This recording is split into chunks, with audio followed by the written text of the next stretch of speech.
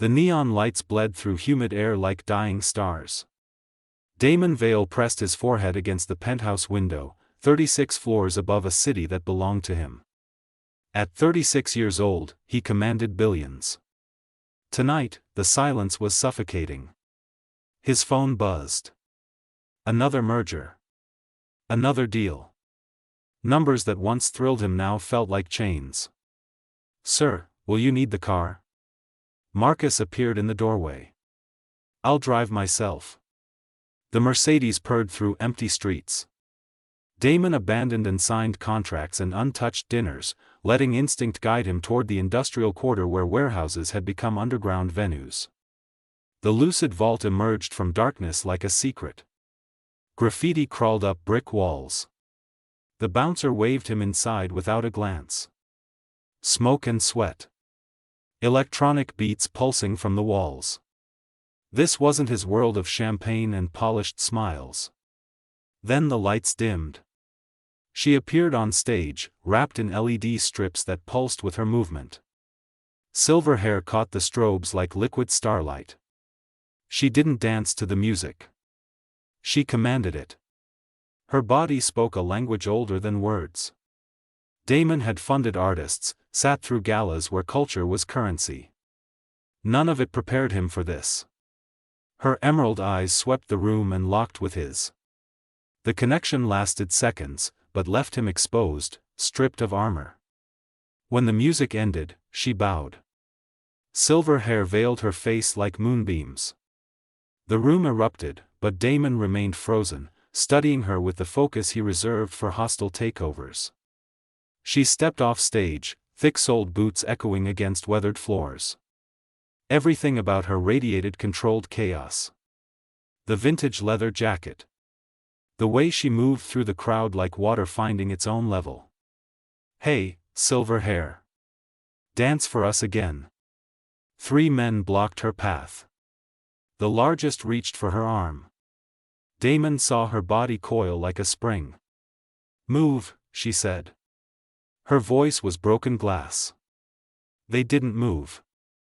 The leader snatched her backpack. Damon found himself moving before thought formed. "You should stop."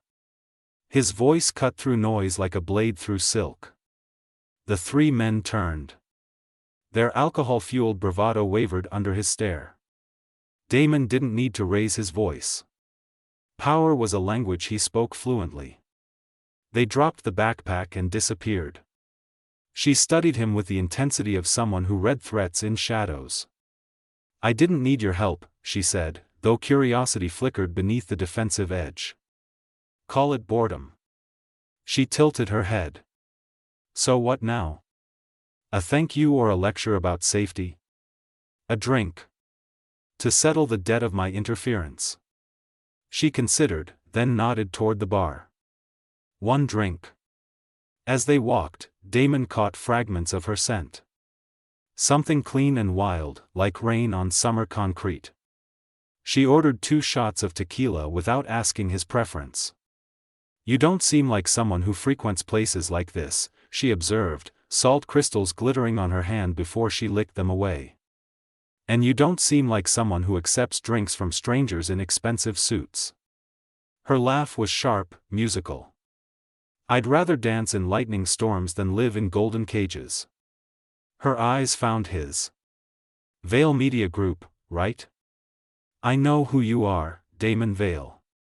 The sound of his name on her lips sent shock through his system. "Then you know I could give you anything you wanted." "I don't want your world." She downed her shot without flinching. "I want freedom." "Freedom is overrated. Just another word for having no one to depend on. Better than having everyone depend on you." Her emerald eyes held his. "Besides, cages are still cages, even when they're made of gold." The conversation continued as the club emptied. She wielded honesty like a weapon, unlike anyone in his curated social circle. When the last song ended and harsh lights came up, rain fell in sheets outside. "I could take you home," Damon offered. She gathered her backpack, checking equipment with practiced efficiency. "I don't have a home." But if you're not afraid of getting wet, come with me. They ran through narrow alleys as rain turned the city into an impressionist painting. She led him to an old warehouse, its industrial bones softened by creative occupation. Inside, she'd transformed the space into something between artist's studio and technological laboratory. LED strips created geometric patterns across walls. Stage equipment occupied corners like sleeping giants. A small bed sat beneath flickering constellation lights. "This is where I stay when I'm in the city," she said, switching on a strip that made her skin glow like porcelain. "Not exactly the penthouse suite you're used to." Damon stepped closer, fingers brushing a light strip, eyes never leaving her face. "You're unlike anyone I've ever met." She smiled, and for the first time that night it reached her eyes. "So are you. But don't think I'm staying."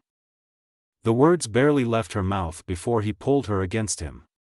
His lips crashed onto hers with desperate hunger. She responded instantly, melting into him, as if they'd been orbiting each other for years instead of hours. The kiss deepened, consuming. Her jacket hit the floor, followed by his shirt. They moved together beneath shifting lights like dancers in their own private performance. But when he felt her hesitation, a subtle tremor in her hands, the careful way she moved beneath him, realization struck like lightning. "You've never done this before," he whispered against her throat. She stiffened.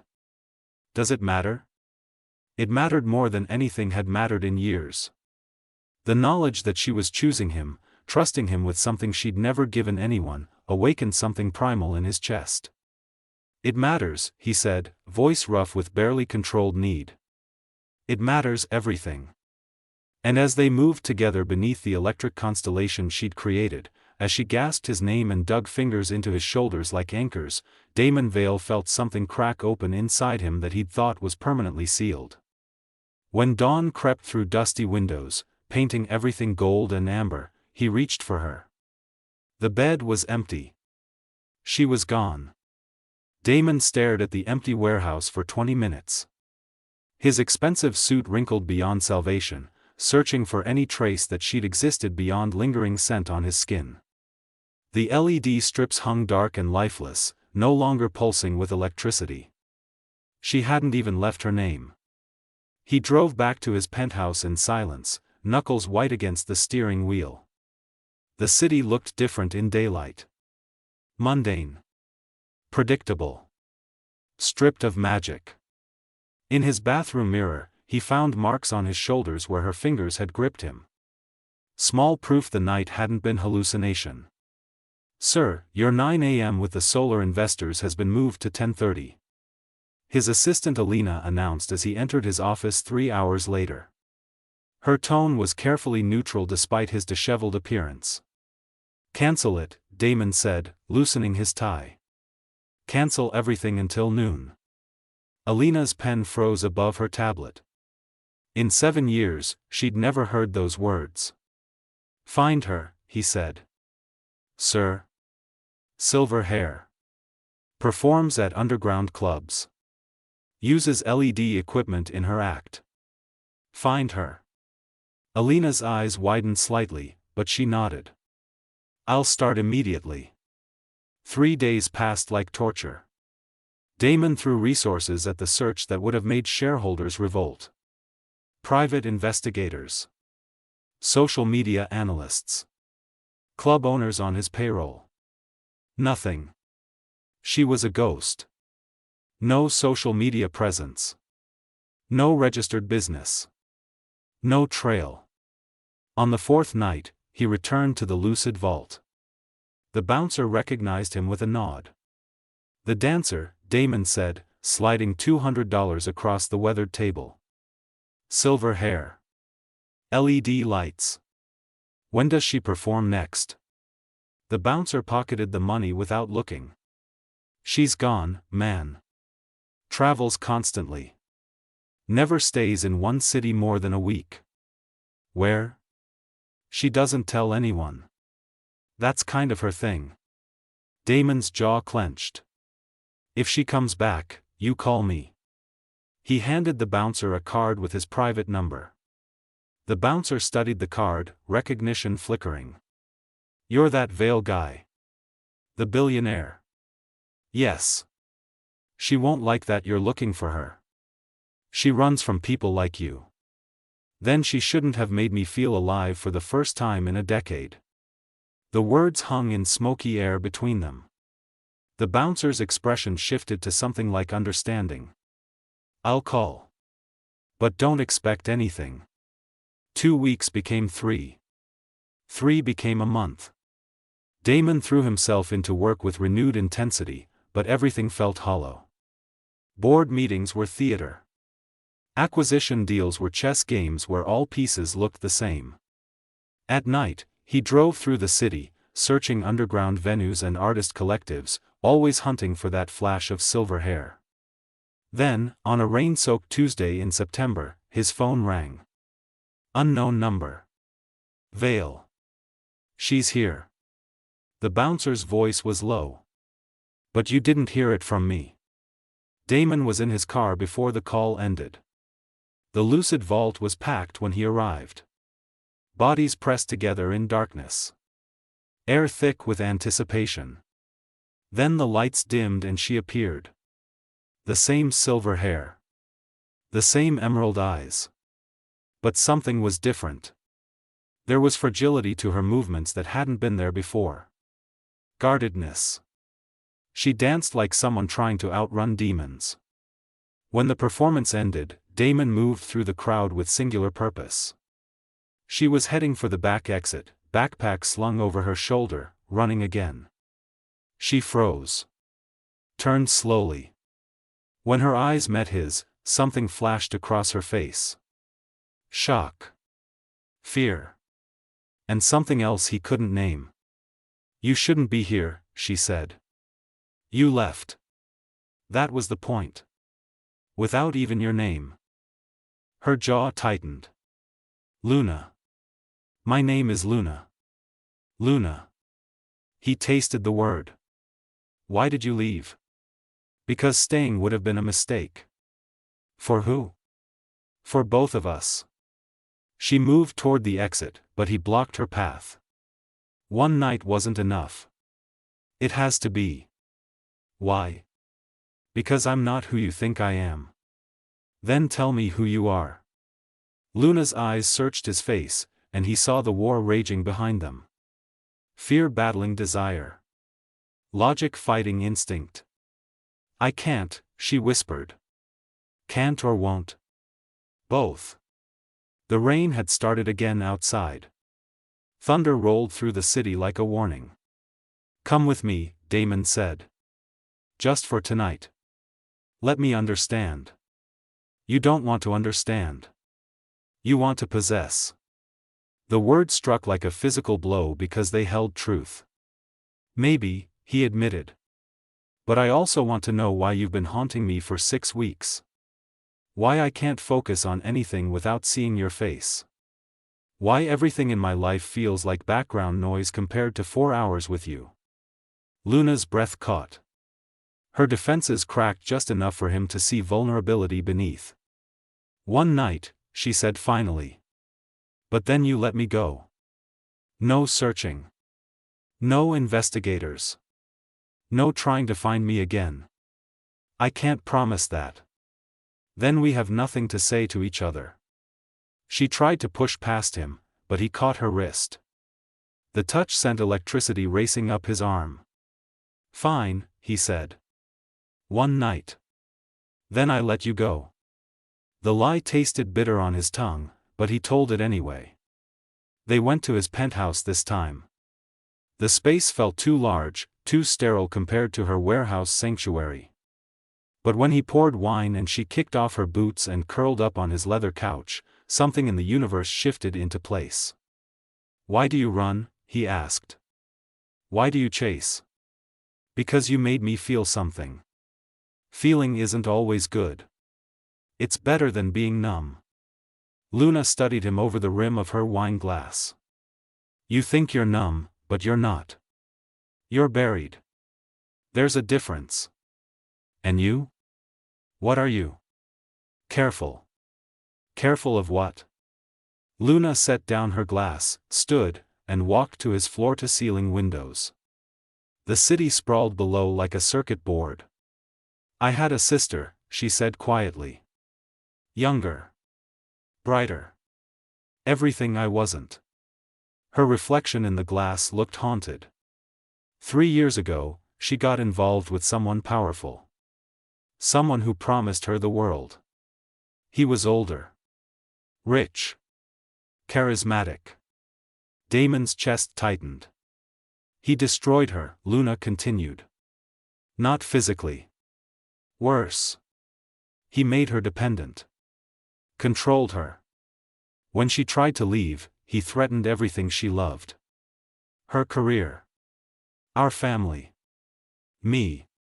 What happened? Luna's voice dropped to barely a whisper. She jumped from a building. 30 stories. The silence that followed was deafening. I'm sorry, Damon said, the words inadequate. His name was Marcus Hale. The name hit Damon like ice water. Marcus Hale. One of his business rivals. A man he'd negotiated with countless times. I know him, Damon said slowly. Luna turned from the window, eyes glistening. Of course you do. You're all the same. Powerful men who take what they want and leave wreckage behind. I'm not him. Aren't you? Her voice broke. You searched for me. Hired investigators. Tracked me down. You couldn't just let me disappear. Because I needed to see you again. No. Because you're used to getting what you want. The accusation hung between them like a knife. You're right, Damon said finally. I am used to getting what I want. But this? He gestured between them. This terrifies me. Because I don't know how to want something I can't control or buy or strategize my way into having. Luna's expression softened slightly. Then maybe you're learning. She walked back to him, stopping inches away. One more night. That's all I can give you. Then I'll take it. They fell into each other again, but this time it was different. Slower. More desperate. Like two people drowning and clinging to each other even as the waves pulled them under. When Luna fell asleep in his arms hours later, Damon lay awake, staring at the ceiling. He pulled out his phone and typed a message to his head of security. Find everything on Marcus Hale. Every secret. Every vulnerability. I want his empire dissected by morning. He hit send, then looked down at Luna's sleeping face. This time, when she tried to run, he'd have answers. And maybe, just maybe, he could give her what she actually needed, justice. Morning light filtered through the penthouse windows. Damon woke to find Luna already awake, sitting at the edge of the bed, dressed. You're leaving, he said. Not a question. That was the deal. Stay for breakfast at least. She turned, and he saw the walls already rebuilt in her eyes. Damon, this can't be anything more. Why not? Because I know how this ends. I've seen it before. I'm not Marcus Hale. Maybe not. But you're still a man who takes what he wants. Before he could respond, his phone buzzed. A message from his head of security, Hale file ready. You need to see this. Now. Damon's jaw clenched. I have something to show you. About Hale. Luna's eyes widened. What did you do? I had him investigated. Last night, while you slept. You what? Her voice was ice. I thought I could help. Find something you could use against him. You had no right. Luna stood, grabbing her backpack. You had no right to dig into my pain without asking. I was trying to protect you. I don't need your protection. I need you to respect my choices. She headed for the door, but Damon intercepted her. Wait. Just look at the file. Please. Something in his voice made her pause. Reluctantly, she followed him to his study. The file was thick. Financial records. Emails. Photos. Damon opened it, spreading documents across his desk. Hale has been running an operation, Damon said. Young women, mostly artists and performers. He finds them, promises them opportunities, then traps them in contracts that give him control over their careers, their lives. Luna's face went pale. How many? At least 15 we've found. There could be more. She sank into a chair, hands shaking. My sister wasn't alone. No. And he's still doing it. Luna looked up at him, tears streaming down her face. Why are you showing me this? Because I want to help you stop him. For a moment, something like hope flickered in her eyes. Then it died. You can't. Men like Hale, they're untouchable. Not if we work together. We? Luna laughed bitterly. There is no we. There's one night. That's all this was. You don't believe that. I have to believe that. She stood. Because the alternative is letting myself need you, and I can't afford that. Why? Because people I need die. The words exploded from her, raw and broken. The room fell silent. Luna's chest heaved. My sister needed me, and I wasn't there. My parents needed me to be stronger, and I ran. Everyone I've ever let close, I've failed. Damon crossed to her, gripping her shoulders gently. Then fail with me. But don't run. Luna's eyes searched his. For a moment, he thought she might stay. Then his office door burst open. Alina rushed in, face flushed. Sir, we have a problem. Marcus Hale just called a press conference. He's announcing a lawsuit against Veil Media Group for corporate espionage. Damon's blood ran cold. What? Alina pulled up a live stream on her tablet. Marcus Hale stood at a podium, gray-haired and distinguished, speaking to a crowd of reporters. It has come to my attention that Damon Veil has been illegally obtaining my private business records. This is a clear case of corporate espionage, and I will be pursuing full legal action. The camera flashed to documents. Damon's documents. His investigation into Hale. How did he get those? Damon demanded. Alina's face was ashen. I don't know. They were on your secure server. Luna stepped back from Damon, realization dawning. You kept digital records. On a server. Of course. How else would I? Hale has connections everywhere. You think a man who's gotten away with this for years doesn't have people in tech companies? Security firms? Her voice rose. You just painted a target on both of us. As if summoned, Damon's phone rang. Unknown number. He answered on speaker. Mr. Veil. Marcus Hale's voice was smooth as silk. I believe you've been looking into my business affairs. You're a predator, Damon said coldly.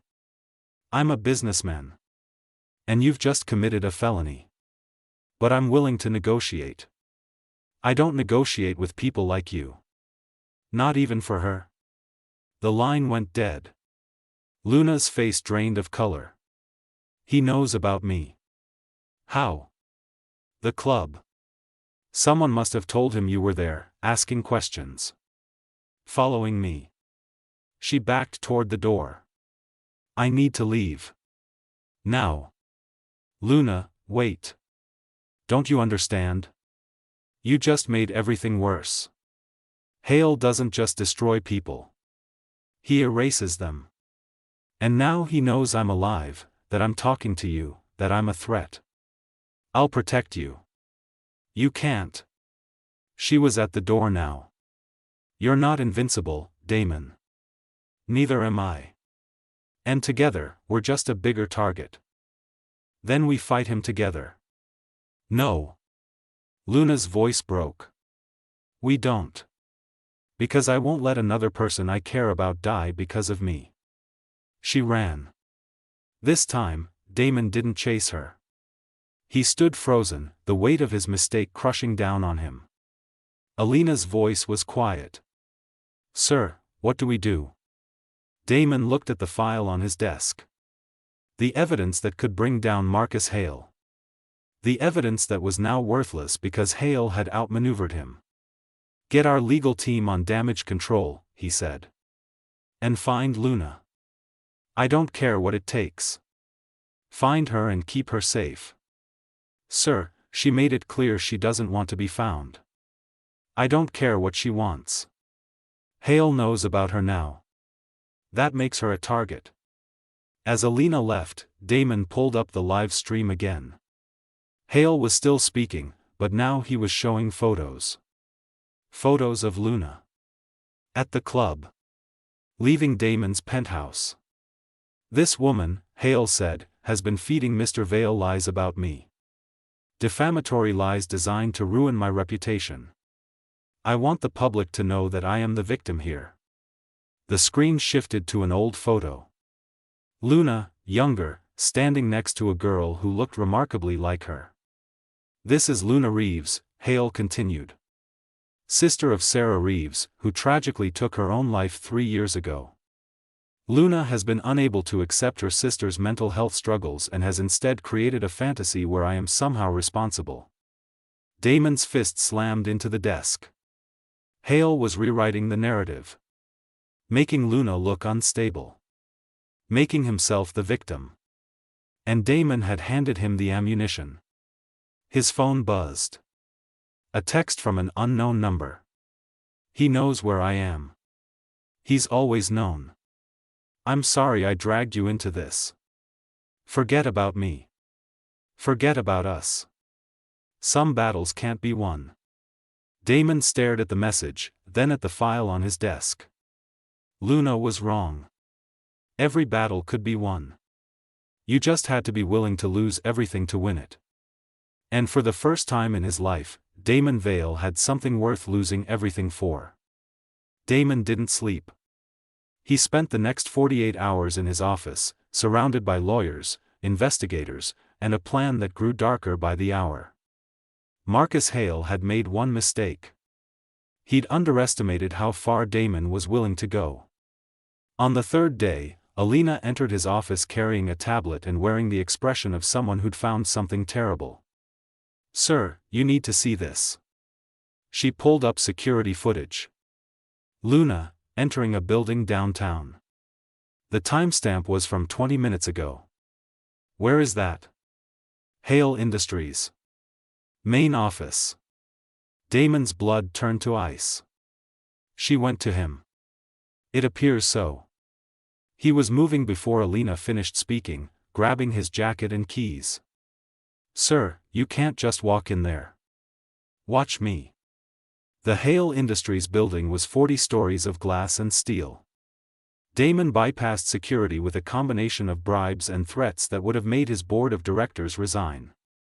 He found them on the top floor, in Hale's corner office.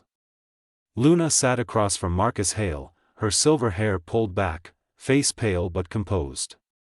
Hale looked exactly as Damon remembered. Distinguished. Predatory.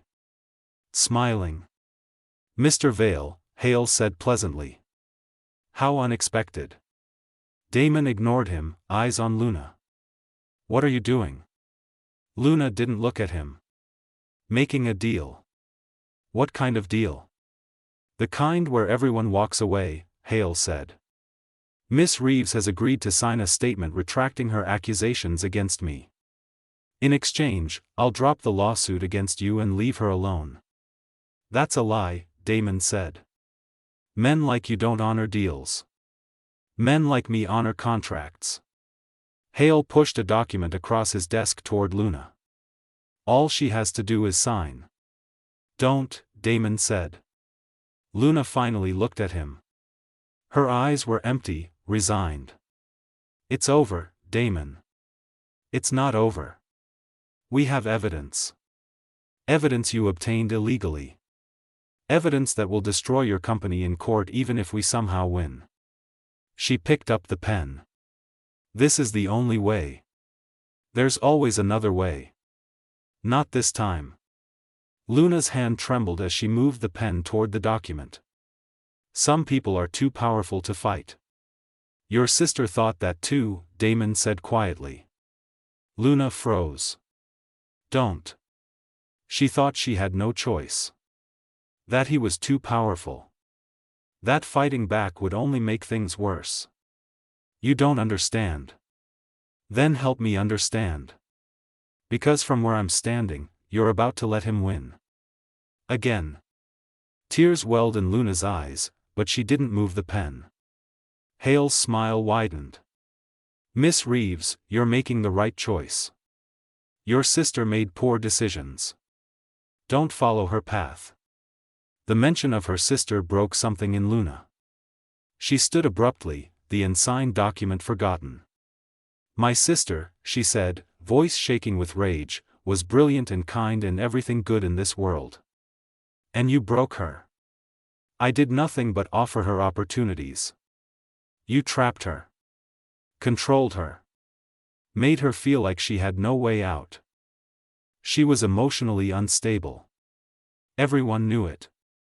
Because you made her that way. The room fell silent. Luna's chest heaved, years of buried rage finally surfacing. Hale's expression hardened. Sign the document, Miss Reeves.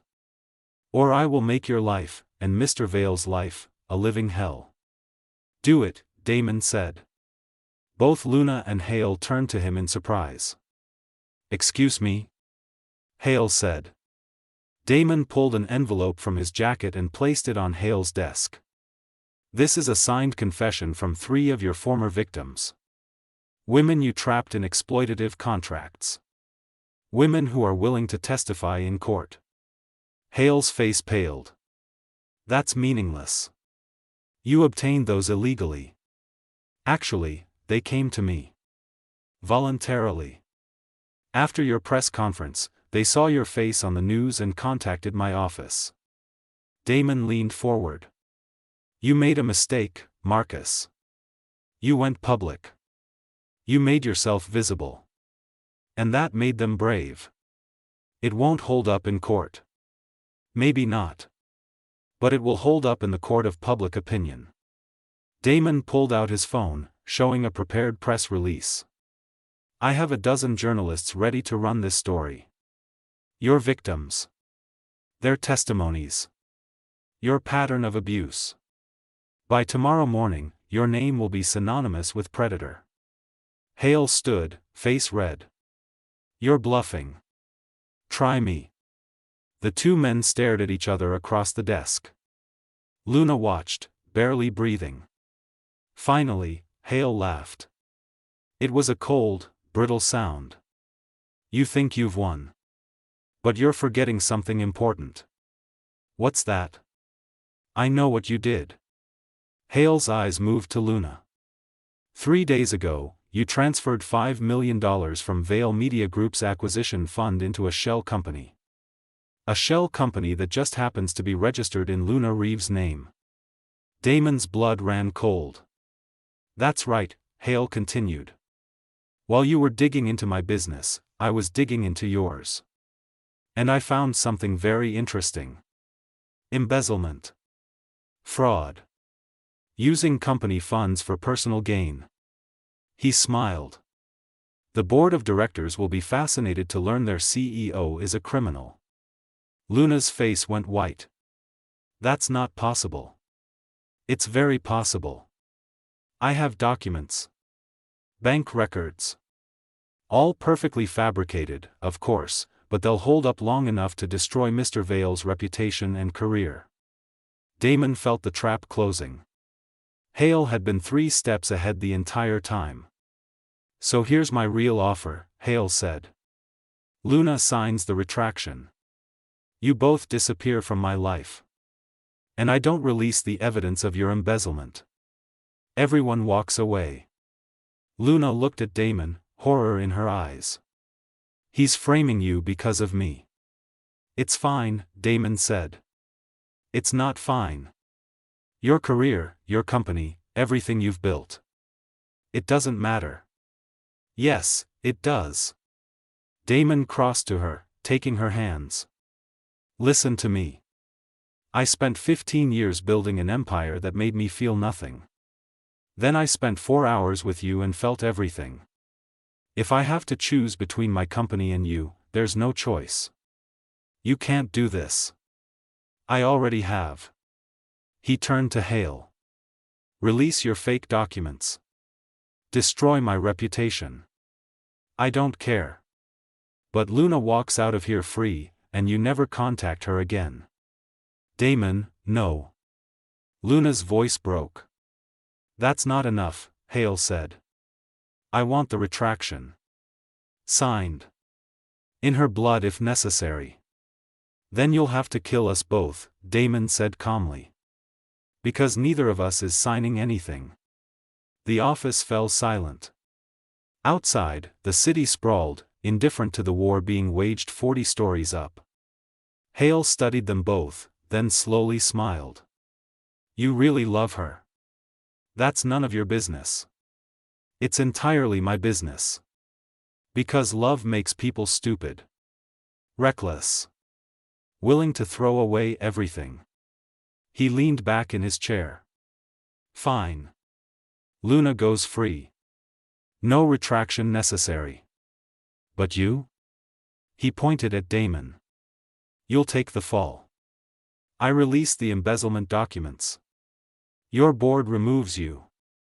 Your reputation crumbles. And you accept it all without fighting back. No, Luna said immediately. Yes, Damon replied. I won't let you do this. You don't have a choice. Luna grabbed his face, forcing him to look at her. I came here to make a deal because I couldn't watch another person I love get destroyed because of me. Don't make my choice meaningless. Your choice was going to destroy you. Mine will just destroy my career. Your career is your life. It was. Damon pressed his forehead against hers. It's not anymore. Hale cleared his throat. How touching. Do we have a deal? Damon pulled away from Luna, facing Hale with the same cold determination that had built his empire. We have a deal. Luna goes free. I take the fall. You release your documents tomorrow at 9 a.m. I won't fight back. Damon, please, Luna whispered. He didn't look at her. Couldn't look at her. Because if he did, he might lose his resolve. One condition, Damon added. If you ever come near her again, if I hear even a whisper that you've contacted her or threatened her, I will spend every remaining dollar I have destroying you. Legal or not.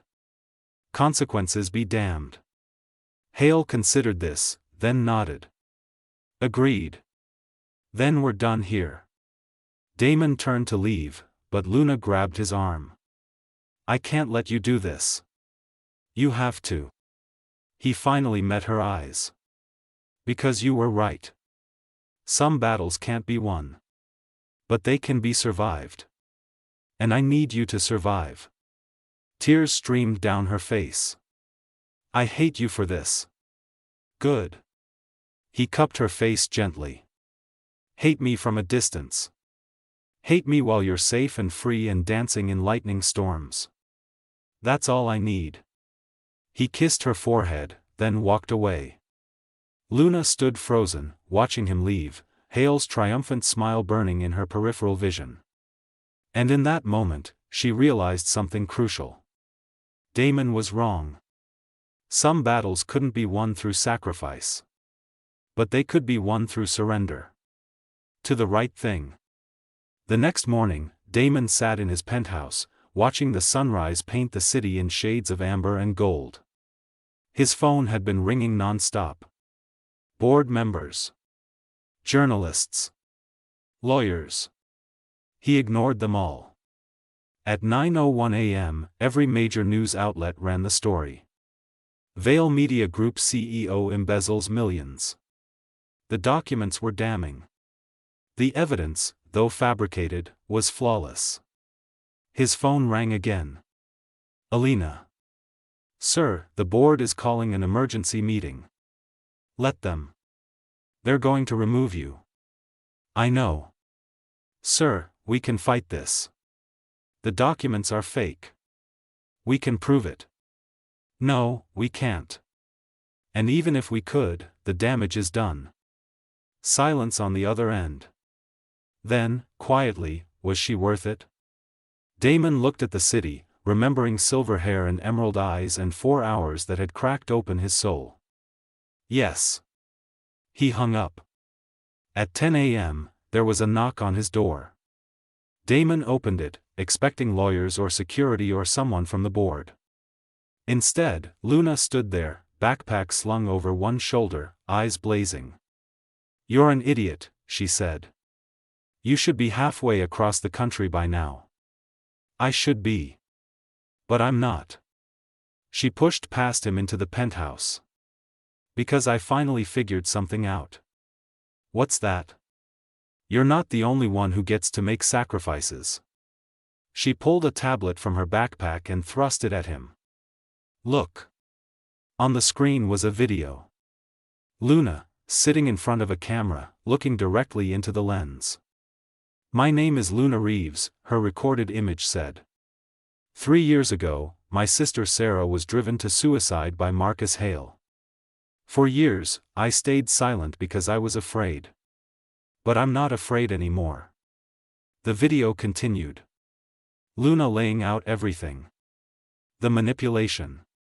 The control. The pattern of abuse. Then the screen split, showing the 3 women Damon had found, each adding their testimony. This is going live in 10 minutes, Luna said.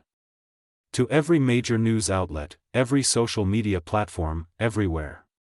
Damon stared at her. You can't do this. Hale will come after you. Let him. I'm done running. Luna, he's dangerous. So am I. When I stop being afraid. She took the tablet back. You sacrificed everything for me. Now I'm returning the favor. This is different. Your safety is worth less than my integrity. My sister died believing she was trapped. I won't die the same way. Luna's eyes were fierce. Besides, you're not the only one with resources. She pulled up another file. Documentation. Financial records. Real ones, showing Hale's actual embezzlement from his own companies. Where did you get these? While you were investigating Hale, I was too. Differently. Quietly. I've been gathering evidence for 3 years. She smiled grimly. Turns out, when you're invisible, people don't notice you hacking their servers. Damon felt something unfurl in his chest. Hope. Terrifying and bright. This could destroy him. That's the idea. It could also destroy you. He'll retaliate. Probably. But at least I'll go down fighting instead of running. Luna stepped closer. You showed me that. Last night, when you were willing to lose everything, you showed me that some things are worth the risk. I was protecting you. And now I'm protecting both of us. She glanced at her watch. Video goes live in 7 minutes. After that, there's no taking it back. Damon caught her hand. Are you sure? No. I'm terrified. Luna's voice shook. But I'm more terrified of spending the rest of my life regretting that I let him win. If we do this, everything changes. Good. I'm tired of running. Tired of being careful. Tired of letting fear make my choices. He'll fight back with everything he has. Then we fight back harder. Luna's emerald eyes held his. Together. If you'll have me. If I'll have you. Damon pulled her close. I gave up my empire for you. You gave up your empire for the idea of me. The fantasy. She pressed her palm against his chest, feeling his heartbeat. This is the reality. I'm messy and broken and I run when things get hard. I'm not the mysterious dancer from the club anymore. You're better. You're real. And you? You're not the cold billionaire I thought you were. What am I? Luna smiled. Someone worth staying for. They kissed, and it felt different from every other time. Not desperate or consuming. But steady. Sure. Like a promise. When they pulled apart, Luna's watch beeped. Videos live, she said. They watched on Damon's laptop as the story exploded across the internet. Luna's testimony. The other women's stories. The evidence of Hale's crimes. Within minutes, the response was seismic. Support poured in. Journalists picked up the story. Law enforcement announced investigations. At 10:47 a.m., Marcus Hale's office released a statement denying everything. At 11:15 a.m., 2 more victims came forward. At 11:30 a.m., Hale's board called an emergency meeting. By noon, Marcus Hale had resigned from his company. By 1 p.m., federal investigators were at his door. Damon and Luna watched it all unfold from his penthouse, Luna curled against him on the couch, his arm around her shoulders. It's not over, Luna said quietly. He'll fight back. There'll be trials, depositions, years of legal battles. I know. Your reputation is still damaged. The embezzlement story won't just disappear. I know that too. So what do we do? Damon was quiet for a moment. Then he said, we rebuild. Differently this time. How? I don't know yet. But I know I don't want to go back to who I was before I met you. He turned to face her. You asked me what I was. Numb or buried. I was both. Building an empire to avoid feeling anything real. And now? Now I want to feel everything. Even if it hurts. Especially if it hurts. He brushed silver hair from her face. Because pain means I'm alive. And being alive means being with you. Luna's eyes glistened. I spent 3 years running because staying still meant facing what I'd lost. My sister. My innocence. My trust in anything good. And now? Now I want to stay. Not because it's safe, but because it's right. She took his hand. You make me want to be brave. You were always brave. You just needed a reason to stop running. So did you. Outside, the city continued its endless rhythm. Indifferent to their pain, their choices, their small victory against a powerful man. But inside Damon's penthouse, 2 broken people had found something that felt like healing. Not perfect. Not easy. But real. What happens next? Luna asked. I rebuild my reputation. You continue dancing. We face the legal battles together. That's very practical. I'm a businessman. Practicality is my default. Luna laughed. What happened to feeling everything? Damon pulled her closer, kissing her temple. I feel everything when I'm with you. The rest is just details.